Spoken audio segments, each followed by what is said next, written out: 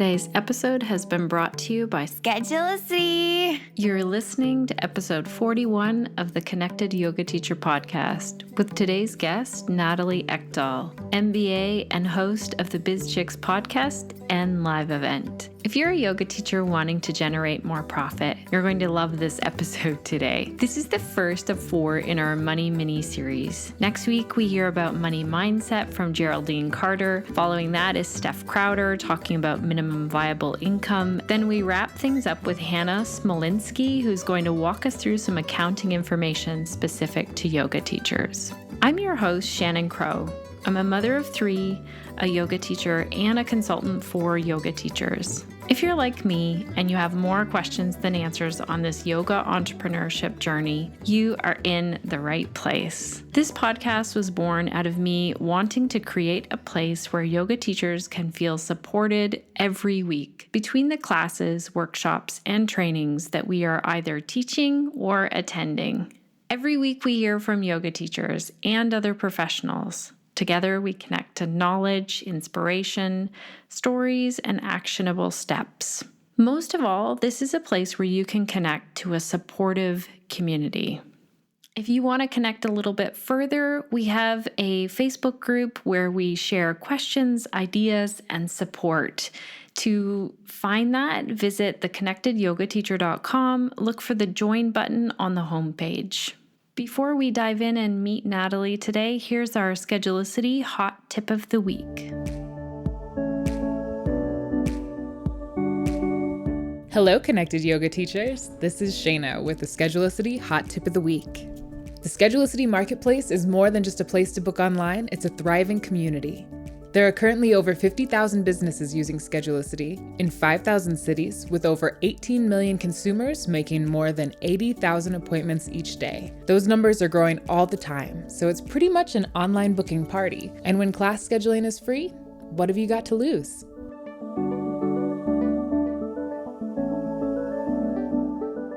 Thank you, Schedulicity. Now let's dive in and hear from Natalie Eckdahl. I first met Natalie through her podcast, actually, the Biz Chix podcast. And that's when I decided to sign up for a business coaching session. Then my second coaching session that I had with her, you can actually listen to the whole thing. It's episode 5 of the podcast. And this is where Natalie coached me and walked me through on setting and achieving some really big goals. If it wasn't for that coaching session, I'm not sure that this podcast would have actually happened. So I feel like I owe a big thanks to Natalie for really cheering me on and holding me accountable to that goal.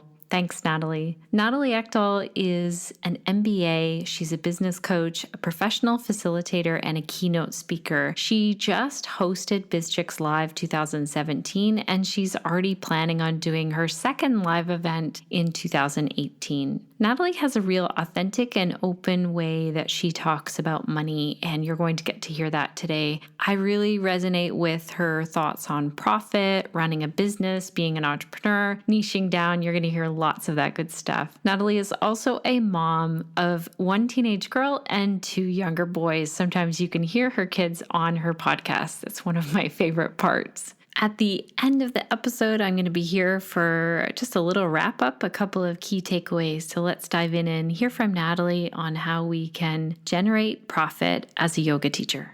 So welcome to the Connected Yoga Teacher podcast, Natalie. I am thrilled to have you here with us today. Shannon, this is so exciting. I am honored to be here. Thank you for inviting me. What I was thinking back on today was that really this podcast wouldn't exist without my meeting you and meeting you through your podcast. I was listening to your podcast. I remember I was out in the garden and I remember you started talking about money mindset. And I thought, oh, this is so needed because just in my own life, I remember growing up and often hearing like, oh, we don't talk about money. You know, it was an impolite thing to do. And part of that, you know, stuck with me. And hearing you talk so authentically and open about money was like a light bulb went off.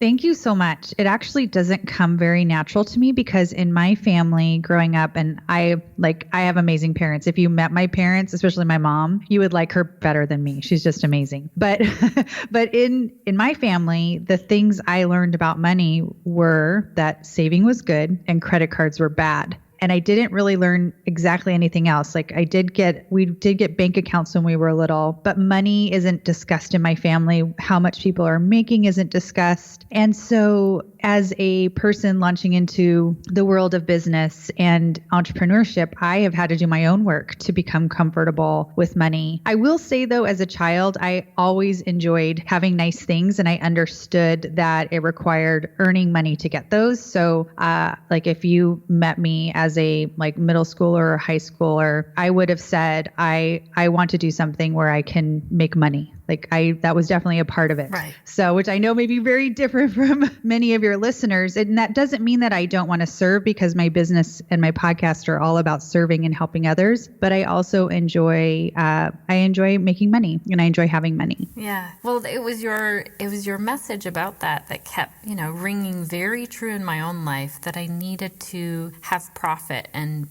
bring profit in. Mm-hmm. I think the first episode that I heard you talking about this that really hit home for me as a yoga teacher was, is your business a charity, a hobby, or a business? Yes. That was, I created that. So I often create content, which I know you do too, based on the needs of my audience and the needs of my client. And I was noticing that I was working with, different women who had different struggles in terms of money mindset, but also in how they were running their business. Often women would come to me and even say, very openly, my business actually causes friction in my relationship with my partner. And, I would say, well, are you transferring money from your business to your family, which kind of gets back to, to my desire for everyone to create profit in their business. And they'd often say, well, no, I just kind of keep it in there and I spend it. And I'm like, well, that could be part of the problem, because your partner is actually losing time with you because of your business and probably making some other sacrifices. And it feels unfair to them that, the family's not benefiting from your business. And also in terms of just our own mindset about our business, like, what are we doing? Do we have a charity? Like, if we have a charity, then let's create a nonprofit and run it as such. Like, you could do that as a yoga studio. It could be a nonprofit. But really thinking about if you're not making money, then you don't have a business. Because I also had women come to me that had been working on their business for a year, sometimes longer, and had never made even a dollar in their business. So it was kind of all ideas. They were doing a lot of busy work, but they hadn't actually put themselves out there and tried to get their first client. That can be hard on our self-esteem, because what if someone says no? So my purpose in creating that episode was just to help people understand their own decision. There's nothing wrong with having a hobby. There's nothing wrong with having a charity, and there's nothing wrong with having a business. It's just being intentional with what we're doing. And so if people listening are wanting to have a business, then they do need to have money coming into their business, and they do need to be treating it like a business, not like a hobby or a charity. Mm-hmm. Well, that helped me. I will for sure link to that episode in our show notes, because as a yoga teacher, I was, there is a part of helping people, and there's a spiritual aspect to it. And so yes, there's an inner struggle there. There is. It's not easy, and it's something that people in multiple industries, face. Even business coaches, we're wanting to help people. I wish I could help and work with everybody. I'm just not able to. So I do what I do in my business, and I think I shared in that episode as well, is I will pick a few people, a few clients to work with, where I will either discount my rate or work for free, but it is of my own decision. That is my decision to make that. So my whole business isn't a charity. I wouldn't be able to do the work I do if I did it for free. And I wouldn't be able to impact and help a number of people that I impact and help if I didn't charge for my services. But I do create kind of a charity within my business where I will choose certain cases where I'm able to, charge a different price or even work for free. And that's often someone that doesn't ask. So there have been people that have requested that, but it's usually the person that I notice is going through something in their life, and someone in my community that could use some extra help. I recently had a client that had kind of, stopped connecting. She was a previous client from a few years ago. And I noticed that she wasn't posting on social media and that she's being really quiet kind of online. And normally that wasn't how she was. And so I reached out to her and said, hey, what's going on? And I was able to work with her. We did a session together for free. So I love giving back in that way when it feels right. But I think that, for yoga teachers, I completely understand your practice. Everything you do, as you said, is about helping, about healing.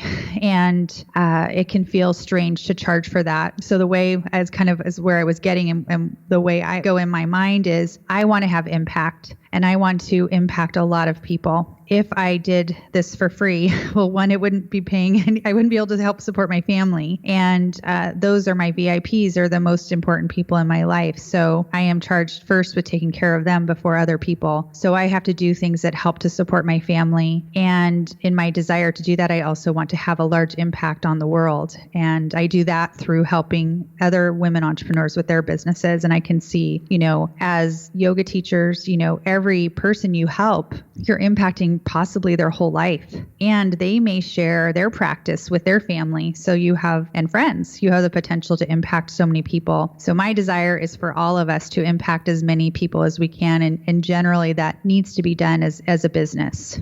Right. And you do this also if people are thinking, I can't hire Natalie as a business coach. They can listen to your podcast every week and take in a lot of information there as well.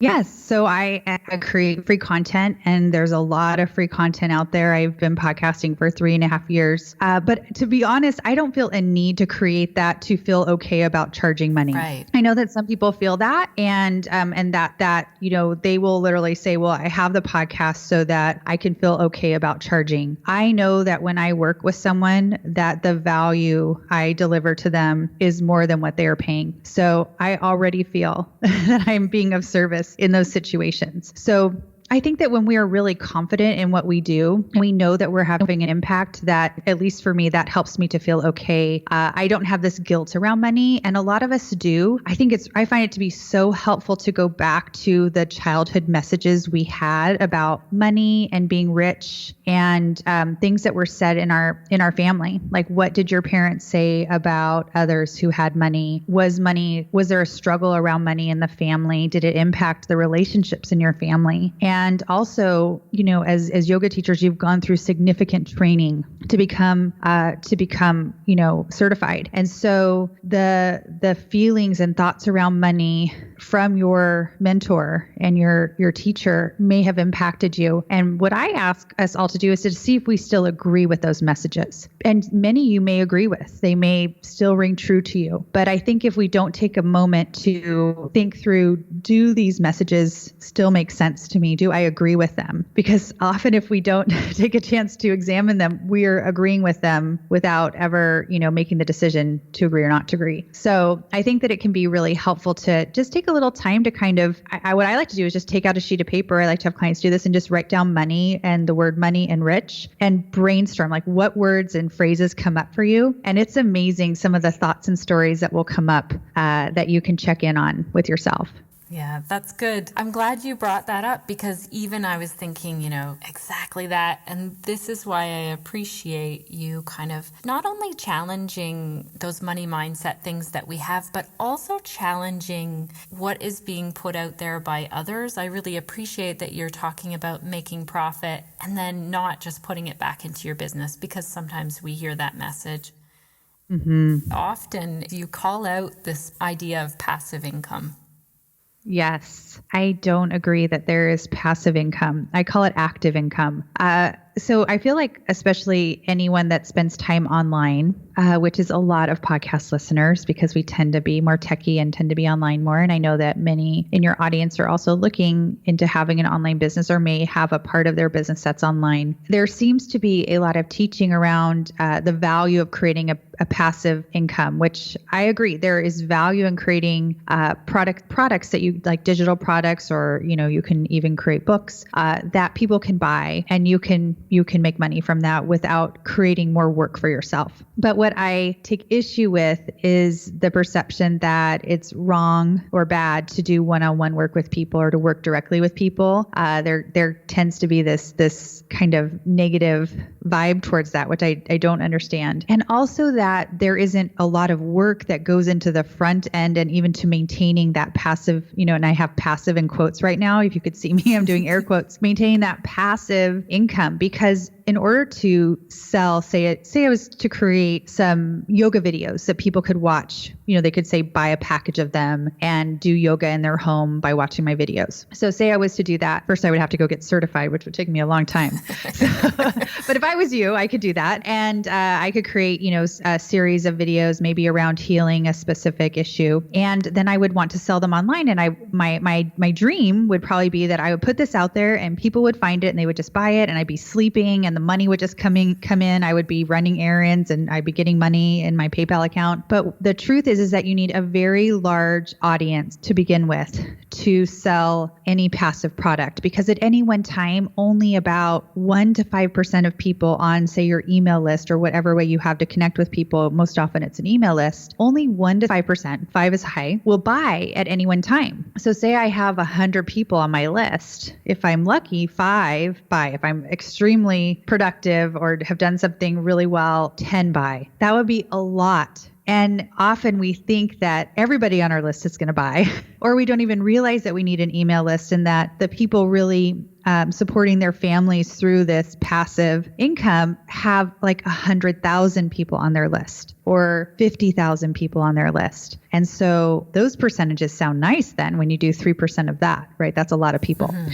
So I find that it's unfortunate that it's not really shared. The whole process isn't shared. Often people that have built email lists that large have spent a lot of money to build them over time. So they have run a lot of Facebook ads and spent a lot of money to get those people onto their list, to attract them to them. And then the other thing I've been seeing, which, I've mentioned to you and others before, is that things have shifted so much even in the last year. Just running Facebook ads has gotten more expensive. And so what worked a few years ago for many of the gurus, again, I have quotes going, what worked for many gurus a few years ago is not really working now because the times have changed. It's shifted a little bit. But I kind of feel like there's like this gold rush mentality around passive income sometimes. So I love to kind of talk about it and share what I'm learning. And this is from working with over 150 women directly in the last 18 months, in like a one-on-one session. You and I have done a few strategy sessions together, and, taking all of that in and kind of creating data points for myself and watching people try to launch online programs and try to launch digital product and doing all of this work, like incredible amounts of work, and not selling or selling one. And it's really hard when they could have put that energy into, some one-on-one work or group work that would have immediately brought income into their family. Mm-hmm. I think one part of that is that for me, it's a little scarier to put myself out there to do one-on-one work. Say as a yoga teacher, if I were to approach a group of people, like say my email list, and say, I work one-on-one with people, as opposed to here's a video that I created for the whole group, Yes. Yeah. It's a lot of pressure to do one-on-one work when you're charging more for your time than if it was a group or if it was a video. I feel it too. Like I feel pressure every time I work with someone that I want to make sure that I am meeting their expectations and actually exceeding their expectations. So it is pressure and it is scary to put ourselves out there. And I like to always have people work through the what if scenario. So what if you do put yourself out there? What's the worst that can happen? Okay, the person maybe says no. Okay, then what happens? Well, what happens? Like sometimes we like stop ourselves there. Like we're like, what if they say no? Like, what will I do? Well, what will you do? What will you do if they say no? And kind of going through the steps. Okay, well, if I offer, say I'm approaching you, Shannon, and I'm like, letting you know about my services and would you be interested? And you're probably going to be really kind and say, thank you so much, Natalie. It's not a good time for me, but keep me posted. I might want to do something with you in the future. So now I add you to a follow-up list. And I might say, okay, well, when would be a great time to connect with you again? And you'd say, well, how about like, after school gets started, maybe like October 1st would be a great time to chat again. Okay, great. Now I have more information. You are interested and I should contact you October 1st. So now I have action to take, right? Instead of just focusing on the no and you just saying no and me saying, okay, well, bye.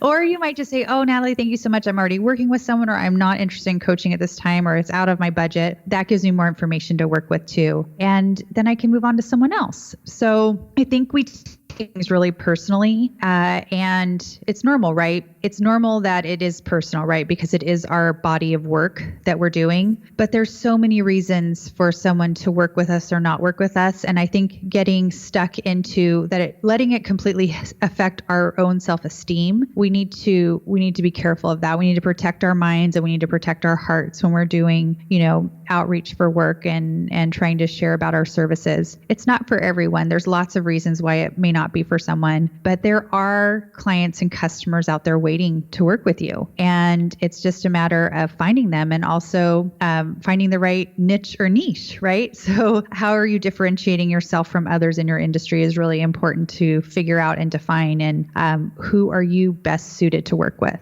Right. This brings up such a great point. This is one that I feel like I go into over and over again with yoga teachers that I'm working with, and which even I've used it in my own yoga business. That's why I now teach yoga for pelvic health. Specifically, I market that to women, although women and men both come to the class. Can you talk a little bit more, because it's a scary process for people to think, well, I have this huge offering for men, women of all ages, all yoga. They're saying yoga is for everyone. It's a scary thing then for yoga teachers to cut that down and say, I offer yoga to this small group. Yes, it can be very scary because it feels like if we define very tightly, which you have, yoga for pelvic health, that is clearly for certain people and clearly not for other people. And so you are literally telling a group of people not to come to your class, which can be scary. But here's what I want everyone to remember is that when you try to talk to everybody, you end up talking to no one. So if you post on Facebook that you have a yoga class, a general yoga class, people should come. It's kind of like, who should come and why should they come? Whereas if you say, I have a yoga class focused on pelvic health, it helps support women and men dealing with these specific issues, and you list them. Well, now I can see if I'm attracted to that or not. I also know how to refer you business. So I may not need that, but my friend that just had a baby that just shared with me that she's having some, issues going on, that might be perfect for her.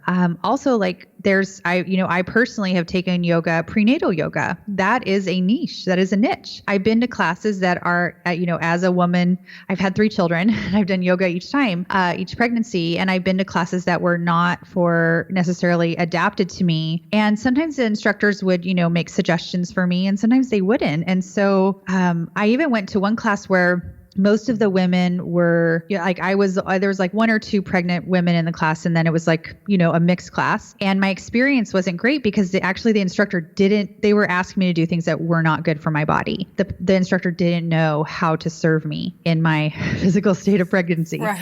So, which you must be like, no. Yeah, it makes me really nervous all of a sudden. But there's different levels of expertise. I am at the point where I want to work with experts. So when I see someone that, in any part of my life that really knows, that is an expert in their field, in the niche I am looking for, it really draws me to them. And I'm willing to even pay more for that too, because I appreciate the expertise. So when we're first starting, like if someone just got certified, they may not know exactly where they want to specialize. And that's a great time to do lots of work with lots of different kinds of people. And then you will start to notice, wow, I really enjoyed helping this person. I don't know how you might be interesting to know, how did you zero in on pelvic health? Like how did you get there? Well, sorry, I interviewed too, so I can't help. I'm so curious actually, because we never talked about this. Well, it started with prenatal yoga, and actually, like Mama Nurture was born. That's postnatal, prenatal, fertility, and baby and me yoga. And I actually got very well known teaching prenatal and baby and me yoga because there was no one else doing that. Yes. And then pelvic health started to come in because that's when women really have pelvic health issues. It's usually after babe arrives. And so it just organically happened. I got really interested in it. I got trained by different pelvic floor physios. I got hired by a physiotherapist to work one-on-one with people in her office. So that doesn't mean that I don't serve people outside of that. You know, sometimes there's brain injury from motor vehicle accident, which is not pelvic health related at all, but that's who I mostly serve. Yes, you will still attract people to you that are not in your exact niche, but you are not talking to them. So I host the Biz Chix podcast. It is for women, and lots of men actually listen, but I am not talking to them. I am not, and I don't work with them. I don't serve them. It's not that I don't want to work with men. It's just that my specialty is working with women, and I am uniquely suited to do that. Mm-hmm. I know other women that are business coaches, they work with men and women. It's just not my area of expertise. And I find that is how I niche down. So when I talk on my podcast, although I'm aware that men are listening, I do not talk to men. And I don't even think about men when I'm podcasting. And it surprised me. I was recently at a podcasting conference. I was at Podcast Movement, and several male podcasters came up to me and said, "Natalie, I love your show. I really like this specific episode." I was like, okay, wow. Like, I didn't even really think about that you're listening, but I'm still not going to change what I'm doing because my ideal client is a woman entrepreneur. And when I started my podcast, maybe I could share how I kind of have niched. You know, even in this last year, I have niched even more. So when I first started, I was talking to all women entrepreneurs, and I did choose not to talk to any businesswoman because I find it's very different if you have a job, if you work for someone and that's your job versus if you own your own business, it's a very different thing. So I started off interviewing women entrepreneurs, and I was attracting women entrepreneurs. And along the way, I was very conscious that, I made sure that the business lingo that was shared on my podcast, that we explained it so that people that didn't have a business background or business degree would never feel that they were left out of the conversation. So along the way, as I started working with my audience, and it took some time to get there, but once I started working with my audience, I started, realizing I was attracting women at lots of different levels.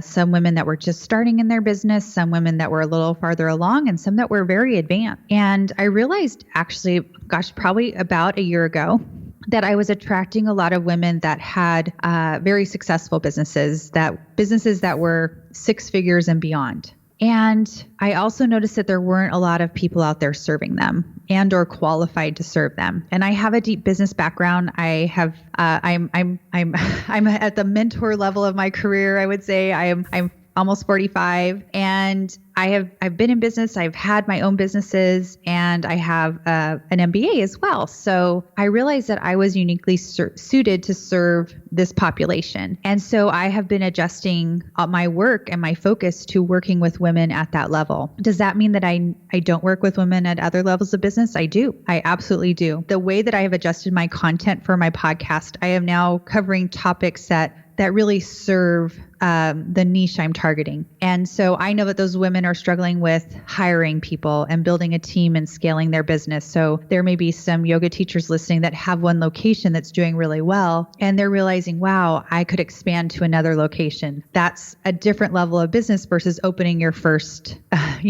location or finding your very first client. So they're at a different place in their business. It has been scary to do that. It has been scary for me to, start talking to a narrower part of my audience. In my situation, it's working out because women that are not at that level still want to learn. They want to learn ahead. They want to hear where they're going, and they want to hear what to expect. So that is working. But in this next year, the majority of the programs and where my energy is being spent is going to be to women at that level of business. So I share that just to say how this evolves and how it can change over time. And it doesn't have to be this permanent decision. I think that's where a lot of us get stuck in is if I niche down, however you like to say it, if I niche down, it could change. Like I could try it and see how it works, and then I could change. Yeah, that's so true.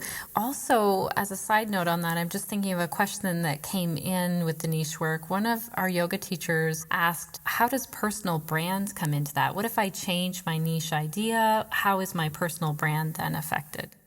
Here's something interesting, and it's something I learned recently, and I've been noticing it in myself and in others, and it's called the spotlight effect. And what that means is that we all think that everybody sees and notices everything we're doing all the time. So if I change a color on my website, that everybody following me knows that. Or if I change a service, or if I change the price, or if I change my photographs, that everybody notices. And the truth is that only a few people may notice, and no one may notice at all.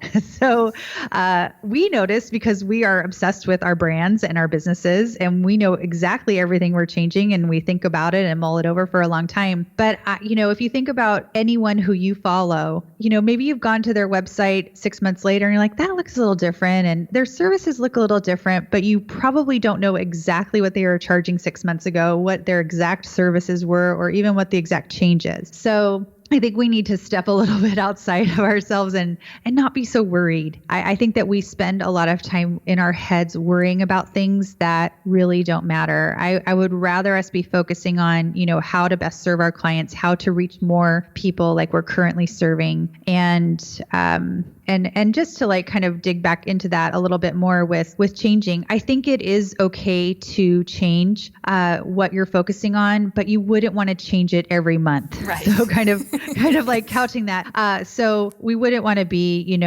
pelvic health this month, men's yoga next month, yoga for athletes the next month. So we would really want to, have some certainty when we dive into a niche. I have watched people rebrand every 6 months, and that starts to feel, you do start to sense that maybe they don't quite know what they're doing. So we are sending messages when we make significant changes in our business. But when you're starting out, it's normal. It's normal to make changes. It's normal to move from one thing to the next. And it feels like a scary thing. I just want to go back to that because I hear it so often. It feels very scary to say no to some people in terms of not targeting them anymore, not offering services or classes that, in this case, that they may need. But when you are doing work that you love with people that appreciate you and who you are uniquely created to serve, the power of all of that is so satisfying, and it is so worth trying to get to. So I just want to encourage everyone that most people who launch into any business, and including yoga teachers, aren't certain what their specialty is going to be. But once you find it, the passion for what you do is just so satisfying. And I want everyone to get there. And it can be a struggle to get there, and it can take time, but it is worth the journey. Yes. Thank you for that, Natalie. I love that you brought in, that spotlight, that not everyone is watching what we're doing, and that it is really scary. I know it myself, and I feel it even with the work, the consulting work that I do with yoga teachers. I know that I could niche down a little bit more with that. Well, actually, I'm thinking a lot more. And there is a bit of fear that comes up. As a receiver of your information, though, I listened to a few of your podcasts, and it was about building a team. And I thought, well, I'm just not there yet. And I posted in the Nest this morning, your private group for us in the Nest. I think I'm getting there now. Like, I need to look at bringing someone on for a team. So it's not a long jump to, and it's not offensive. I guess that's the point that I want to make as the receiver. If not 100% of your information might not apply to me, but there are still many bits that do. Yes. And it's okay to not serve everyone. That's okay. We're not all put here to serve every person. And there's I feel like sometimes also we can get caught up in our ego a bit, like, well, everybody needs me. And but they actually don't. You're awesome. You're amazing. I'm sure I would love doing yoga with you, but there are lots of yoga teachers out there. And so really, to make yourself stand out, you need to be doing something different to stand out. And I really think, I live in an area that is, I live in Orange County, California. It is, there's a lot of yoga studios. I probably right now could look at going to at least 5, within a few miles of my home, within than 5 to 10 minutes. And so that's a lot of choice I have. So how do I, plus all the other activities I could do to help my body. And so I personally am in a place where I have a lot of choice. And so when people create classes that really attract me, that's where I spend my time and money. I think I've shared with you that I love shorter yoga classes. So I have a class that I like to go to that actually combines a spin class first and then a yoga class after. So it's 30 minutes of a spin class and 30 minutes of yoga. And that's perfect for me because I get my heart rate up, which is something that I really love. And then I get to do yoga and stretch, and it doesn't last as long. So because I'm different, I'm sure some people are like, well, you're not even getting, the benefits in 30 minutes. I'm getting some benefit, and it's better than no yoga. Exactly. So, but that is a niche. That is a niche that they're serving. They are saying no to people that want an hour and a half class. Right. They do not offer prenatal yoga. There's no baby and mom yoga there. They know their target market. It's actually a studio where they have a spin studio on one side, reception in the middle, and a yoga studio on the other side. I love it. And it's very specialized, and it turns some people off. Like I have friends, I've said, come do spin and then yoga with me. They're like, no, I don't like to spin. Or no, I don't like yoga, or I don't like either. Right. So anyway, I say all that yes, it is scary to niche down, and you will turn some people off, and you should be. If you are talking to everyone, then you're not telling the people that you really are uniquely suited to work with how to find you. Mm-hmm. There's another side to this. I had posted in a thread because I was working with a yoga teacher who was trying to pick a really fun yet respectful name she didn't want to call it seniors yoga, but she wanted to attract students that were 50 plus. And I posted that in this yoga thread. Well, it just blew up because a lot of people were saying, do you think 50 plus is senior? And first I was like, oh goodness, see, this is why she really wants to find a respectful name. But the other thing that kept coming up from yoga teachers over and over again was just call it yoga. And I get the side of it, it's all yoga in some capacity. And yet from a marketing and business side of things, this isn't beneficial. This is a group of 50 plus women who want to get together with other 50 plus women, not 20-year-olds. Yes. They probably don't want to be next to a 20-year-old doing a back bend. Exactly. And some 50, that's annoying. Yeah. And I know many 50. But I understand what they're saying because, I'm almost 45, and my friend was reminding me that we were middle-aged. And I said, no, we are not middle-aged. Do not speak of this again. So I think that it's also part of our aging process. But like she could do something generational, like the baby boomer yoga time or something. I don't know what she ended up deciding. But I do think it's very smart of her. One, it's a very smart niche because women in that age group tend to have more free time and more disposable income, right? So it's a great idea. They also have a different schedule. So many of them have retired, and she could, offer more classes during the day. And it might be I don't know if she has her own studio or not, but that might be a great way to, share a studio space. So I think whoever that is, great job. Go for it. The class is full. So the class. Well, there we go. Right. Does that just speak for it? That just tells us right there. Well, even my yoga for pelvic health, this is the second time that I'm actually calling it that. The first time I went to run it, I was afraid. So I called it gentle yoga, and I taught a lot of the same stuff, but didn't bring it in. And the second time I taught it, I thought, you know what, we're going to call it yoga for pelvic health. The class was full. This time I advertised it. I sent out one email, and we can only have 20 people in the class. 9 people signed up that day. Wow. Yeah. It's really powerful. I encourage everyone to give it a try and I think that you're such a great example, Shannon, and I love how you shared, you called it gentle yoga, which I was laughing inside, but I'm just going to laugh out loud because what is gentle yoga? Like, what is that? Exactly. I don't quite who should go to gentle yoga? I don't even know. Even yoga for injuries, it could be another, or who knows?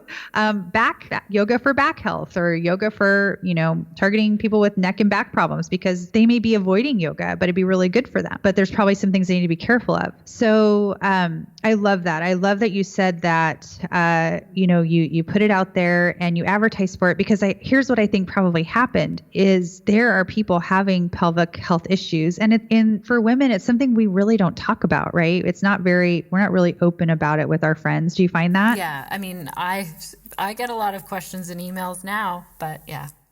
Yeah. So I think that it's really reaching out to people. It's not just a regular yoga class. It is addressing a specific issue, and actually, a quiet issue, and to be able to come to a class and I'm sure also that you have other professionals in the area that now can refer people directly to that class as well. So you're really signaling to me, this is the biggest benefit about niching down. It signals to the people that should work with you to work with you, but it really signals to your network, all the people that know you, that like what you do. It tells them how to refer people to you. Yes.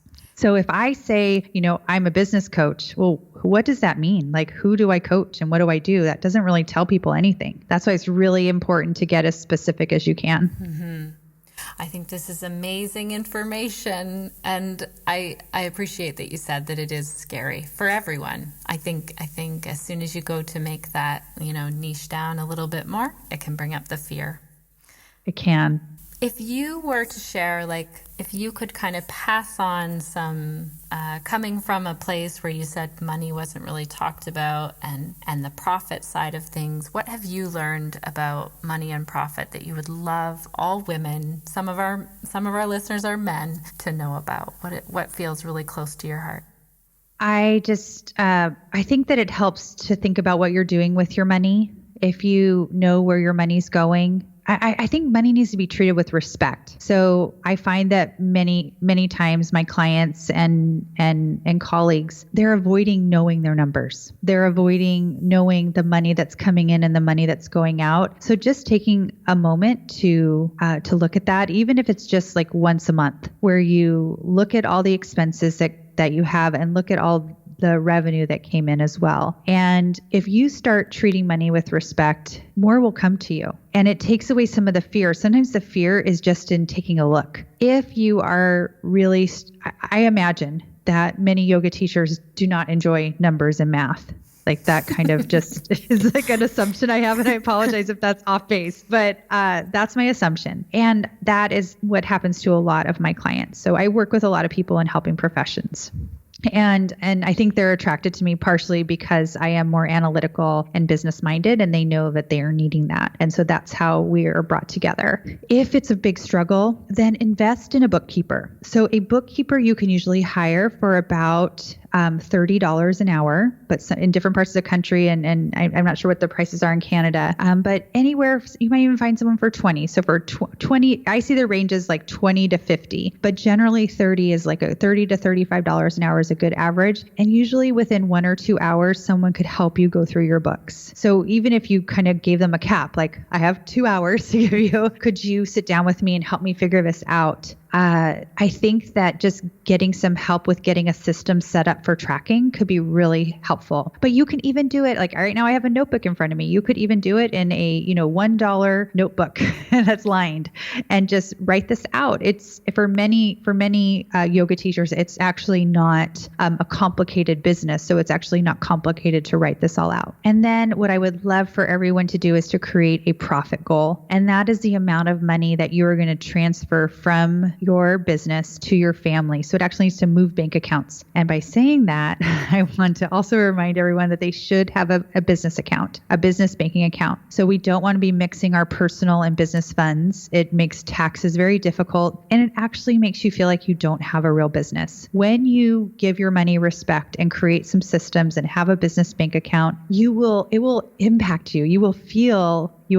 more like an entrepreneur. You will feel like a business owner. It impacts the energy you're putting out into the world, and you will be treated differently by your clients, by other professionals. And I believe that it will lead to more abundance in your business. I literally have a little rock sitting in front of me because it's something I'm focusing on today. It says abundance on it. And I think it's not just for me in this time, it's for your audience too. So I think that abundance comes in part from working in our mindset about money, but also in treating the money with the respect it deserves. Amazing, Natalie. Thank you for summarizing that. That was a lot in That's a lot. Sorry. No, I talk a lot. I'm a podcaster. What I love is that in my mind, I was like, okay, check. Yeah, you already told me to start tracking. Shannon, are you tracking? I was like, no, I have no idea. That was when we first started working together. And I was like, this feels really good. And then I have to say the business account, I'm lax on that. The bookkeeper, check. I hired a bookkeeper, and when she sent me her invoice, I thought, that's it? Like, yes. Why did I wait? I hear that from everyone. They say, I don't know why I waited. Now, when you get the things back from your bookkeeper, it's important to look at it because there are cases where, mistake can be made or something is off. So it's important to set aside maybe, 15 to 30 minutes to review the bookkeeper's report back to you. And if you don't understand it, to go back to the bookkeeper and say, explain to me what these things are. Mm-hmm. So that's actually something I'm noticing even in the women that I'm working with at the 6-figure level. They're getting reports back from their bookkeeper and from their CPA, these financial reports, and they don't understand them. Right. So I'm working on some trainings for them for that because I'm seeing it as it being very widespread. But don't be afraid to ask questions, especially of someone you're paying money to. So just as if I was to take a yoga class from any of you, you would help me if I didn't understand something. You would explain it to me, and there wouldn't be a problem with me asking a question. You wouldn't say, "Well, that's dumb, Natalie. You shouldn't be doing the pose that way." You would say, "Let me help you." That's right. Oh, I love it. Thank you so much, Natalie. If people want to work with you one-on-one, how do they find you? What I would love is if people would just listen to the show and see if my style resonates with them. So if they go to bizchix.com, I spell chicks with an X. So it's bizchix.com. And they can find my episodes right on my website, or if they're already podcast listeners, which I obviously they are, they can just search for Biz Chix in their podcast app. I think it comes up better if you do a space between the two words, Biz space Chix. CHIX, and subscribe and check out some of the episodes that Shannon mentioned. And my recent ones are on building teams and managing teams and kind of some of the different roles you can have in your business. But scroll back through the feed. I've done some on-air coaching calls. Those are really popular with new listeners. They tell me they go and binge listen to them. So in my podcast feed, they can go and listen to those calls. Amazing. So yeah, I would love to have them listen and be part of the Biz Chix community. That'd be wonderful. Amazing. Thank you so much for your time today, Natalie. Thank you, Shannon. I am so proud of you for all that you've done, all the changes you've made, and for launching this podcast. And I'm just so thrilled for all the people that are getting to learn from you and that you're impacting. It's not easy to step out and launch a podcast and do all that you're doing, and it takes a lot of courage. But it's been an honor to watch your progress and to watch you serve more people and have a bigger impact. So thank you also for your work. Thank you so much for today, Natalie. I feel like our Connected Yoga Teacher listeners will have so much to think on. One key takeaway that I am going to bring in, and this is brand new for me, is to do the mind map exercise that Natalie talked about. So she said to write down the word money, or to write down the word rich, or some word like that, maybe profit or income, or the word entrepreneur, and then to mind map it out. So what emotions, what words, what images arise and come out of that to get into the money mindset. I'm excited to try that. Also, Natalie talked about, and I really just have to tell you a personal story for myself. So often I was telling yoga teachers to keep a separate account, but I was really feeling like I could keep things separate with my accounting software, Excel documents, and I felt like I was really doing a good job of this. But the day that I opened a business bank account, and I didn't go to the bank and specify that I wanted a business account. I went to a different bank and asked to open a personal account and was going to use this as my business account. So the day that I did that was like a whole money mindset shift for me. And I was talking about it with other yoga teachers, but I wasn't practicing it because I didn't think it was going to be that big of a shift for me and my business. But even this week, I went to purchase something with my business account that's related to my business. And I just thought, the account's looking a little bit lower this week, lower than I would like. And so I'm going to hold off and buy something for the business. Whereas before, I think that I would have quickly pulled it out, just thinking, not really knowing what the business was bringing in versus what is sitting in my personal account. So I would say to all of you out there, even if you're just teaching one yoga class every once in a while or one yoga class a week, I would really try it on, see what it's like to have a separate bank account. It makes you feel like, wow, I am generating income. And I love how Natalie brought in to really take that income that you're making, set a profit goal, and then bring profit back to your personal life. So I'm going to link to a couple of her episodes that will go into a little bit more with the money mindset, and that